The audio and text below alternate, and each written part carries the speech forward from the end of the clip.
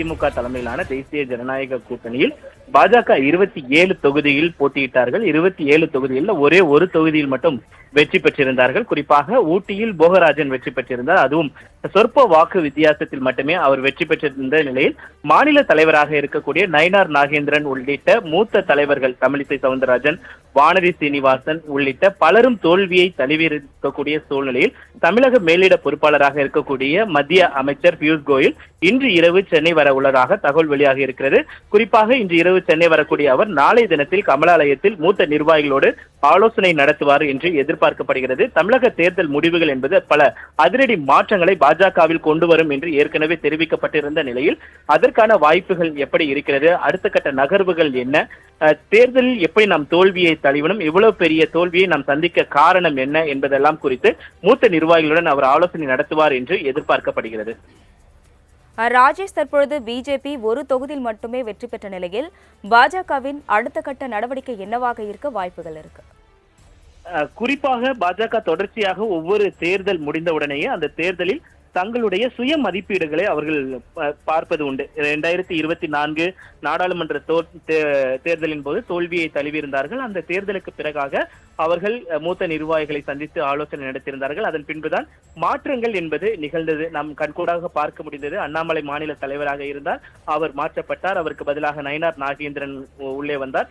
அவர் அதிமுகவுடனான அந்த கூட்டணியை உறுதி செய்தார். அதன் பின்பு 2026 சட்டமன்ற தேர்தலை அவர்கள் அதிமுக தலைமையிலான கூட்டணியில் சந்தித்திருந்தார்கள். அது 2024 நாடாளுமன்ற தேர்தலுக்கு பிறகாக ஏற்பட்ட மாற்றங்கள். அதே போலதான் தற்பொழுது 2026 சட்டமன்ற தேர்தலுக்கு பின்னாக என்ன மாதிரியான மாற்றங்கள் நிகழப்போகிறது என்பதை நாம் பொறுத்திருந்தான் பார்க்க வேண்டும். ஏனென்றால் பாஜகவை பொறுத்த வரைக்குமே மக்கள் செல்வாக்கு யாரிடம் இருக்கிறது என்பதை அவர்கள் தேர்தல் மூலமாக தொடர்ச்சியாக கண்காணிப்பார்கள். அந்த வகையில் தமிழிசை சவுந்தரராஜன் இருக்கட்டும், வானதி சீனிவாசன், எல் முருகன் உள்ளிட்ட மூத்த தலைவர்கள் இந்த முறை அவர்கள் தேர்தலில் போட்டியிட்டு தோல்வியை தழுவிருக்கக்கூடிய சூழ்நிலையில் அண்ணாமலை போன்றவர்கள் எல்லாம் எந்த விதமான பொறுப்பும் இன்றி செயல்பட்டுக் கொண்டிருக்கக்கூடிய சூழ்நிலையில் என்ன மாதிரியான மாற்றங்களை கொண்டு வர வேண்டும், என்ன மாதிரியான வியூகங்கள் அமைக்க வேண்டும். ஏனென்றால் 2029 என்பது மிக முக்கியமான ஒரு தேர்தலாக பாஜக பார்க்கப்படுகிறது. ஏனென்றால் அவர்கள் குறிப்பிட்டு மேற்கொள்ளக்கூடிய பணிகள், மேற்கு வங்கத்தில் அவர்கள் ஆட்சியை பிடித்திருக்கிறார்கள், அசாமில் ஆட்சியை பிடித்திருக்கிறார்கள். இப்படி இருக்கும் பொழுது தென் மாநிலங்களில் மட்டும் அவர்களால் அந்த ஆட்சியை பிடிக்கக்கூடிய சூழல் என்பது இல்லை.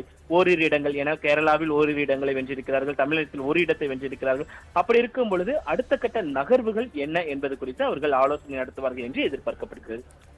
தற்பொழுது பியூஷ் கோயல் நடத்தப்படும் இந்த ஆலோசனையில் யாரெல்லாம் பங்கேற்க வாய்ப்புகள் இருக்கிறது? பாஜகவை பொறுத்த வரைக்குமே அவர்களுக்கான ஒரு உயர்மட்ட குழு என்பது இருக்கிறது. மத்திய மைய குழு இருக்கிறார்கள். உயர்மட்ட குழுவை பொறுத்த வரைக்குமே தமிழிசை சவுந்தரராஜன், நயினார் நாகேந்திரன், அண்ணாமலை, வானதி சீனிவாசன், வினோத் செல்வம், SP சூர்யா உள்ளிட்ட பலர் இருக்கக்கூடிய சூழ்நிலையில் அவர்களுடனானதான் இந்த ஆலோசனை என்பது நடைபெறும். குறிப்பாக தேர்தலில் போட்டியிட்டு தோல்வியை தழுவி இருக்கக்கூடிய அந்த வேட்பாளர்களை தனித்தனியாக சந்தித்து ஆலோசனை நடத்துவதற்கான அந்த திட்டங்களும் இருப்பதாக பார்க்கப்படுகிறது. ஏனென்றால் 27 தொகுதிகளில் அவர்கள் போட்டியிட்டு இருக்கிறார்கள். பல இடங்களில் ஏற்கனவே நாம் முன்பே சொல்லியிருந்தோம், அதிமுக கூட்டணியில் பாமக, அம்மா மக்கள் முன்னேற்ற கழகங்கள்லாம் தொடர்ச்சியாக அதிருப்தியை வெளிப்படுத்தியிருந்தார்கள். ஏனென்றால் ஒரு சில இடங்களில் இப்ப திருச்சி மேற்கு எடுத்துக்கொண்டோம் என்றால் அம்மா மக்கள் முன்னேற்ற கழகத்திற்கு அதிமுகவினுடைய வாக்குகளே வரவில்லை என்ற அந்த குற்றச்சாட்டை அம்மா மக்கள் முன்னேற்ற கழகம் எழுப்பியிருந்தது. அதே போல பாமக போட்டியிட்ட தொகுதிகளிலும் அதிமுக முறையாக வேலை செய்யவில்லை என்ற அன்ற குற்றச்சாட்டும் என்பது எழுந்திருந்தது.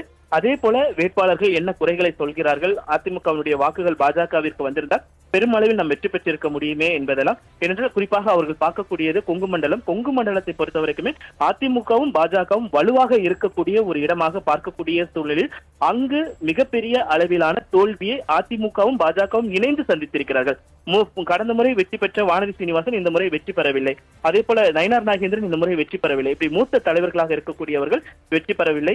குறிப்பாக மொடக்குறிச்சி தொகுதியை பொறுத்த வரைக்குமே அது பாஜகவினுடைய ஒரு கோட்டையாக பார்க்கப்பட்டது. என்றால் அங்குதான் அமித்ஷா அவர்கள் நேரடியாக வந்து பிரச்சாரம் செய்து அந்த வேட்பாளரை ஆதரித்து தன்னுடைய பேச்சை முடித்திருந்தார்.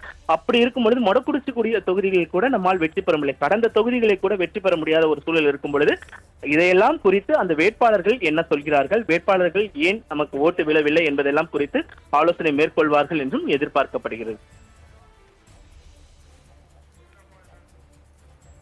இணைப்பில் வந்து விவரங்களை வழங்கியதற்கு நன்றி ராஜேஷ்.